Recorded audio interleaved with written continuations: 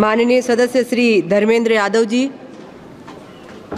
धन्यवाद सभापति जी। सभापति, आपके माध्यम से मंडल आयोग की सिफारिश के बारे में चर्चा करना चाहता हूँ। मंडल आयोग की सिफारिश जिस समय लागू हुई थी, वो सामाजिक और शैक्षणिक पिछड़ेपन को आधार बनाकर न केवल मंडल आयोग सिफारिश लागू हुई, बल्कि उन्होंने पिछड़ों के लिए बहुत सारी संस्तुतियाँ दी।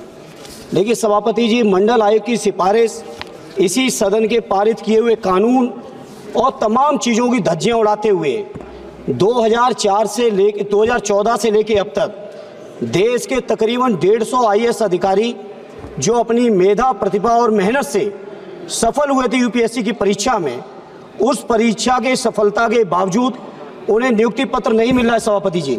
सभापति जी, मंडल आयोग की सिफारिश के बाद 1993 में DOPT ने कार्यालय ज्ञापन जारी किया, जिस कार्यालय ज्ञापन के माध्यम से कहा गया कि अगर कोई अभ्यर्थी चयनित हो रहा है तो उसके माता पिता की जो वेतन की आय है, जो कृषि की आय है, वो उसमें क्रीमी लेयर की कैटेगरी में काउंट नहीं होगी।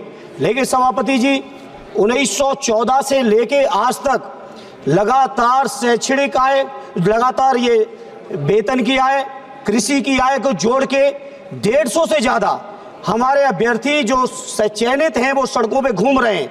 सभापति ji, Madras high court, Delhi high court, Kerala high court के तमाम फैसलों के बाद भी DOPT के सामाजिक न्याय अधिकारिता मंत्रालय, कानून मंत्री बैठे मेघवाल साहब, आपके मंत्रालय ने भी सिफारिश की है, लेकिन DOPT मंत्रालय उसको स्वीकार नहीं कर रहा है और स्वीकार न करते हुए तानाशाही तरीके से सदन के पारित किए हुए कानूनों पे भी तानाशाही।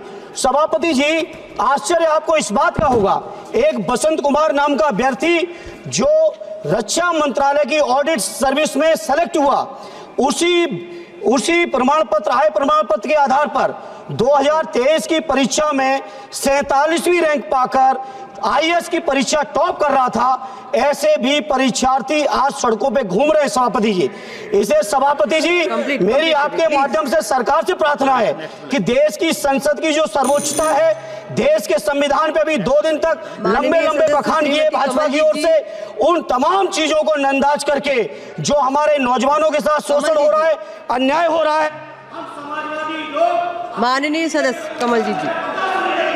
धन्यवाद।